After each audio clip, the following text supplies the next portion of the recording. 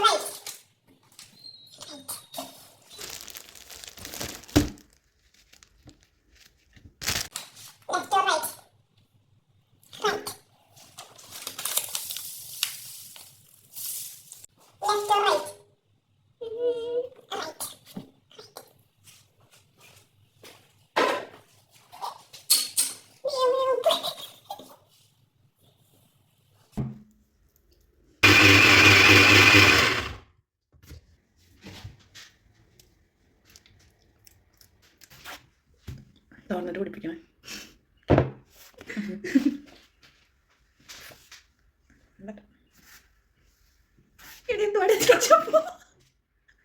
എനിക്ക് നാല് കുട്ടികളാണ്.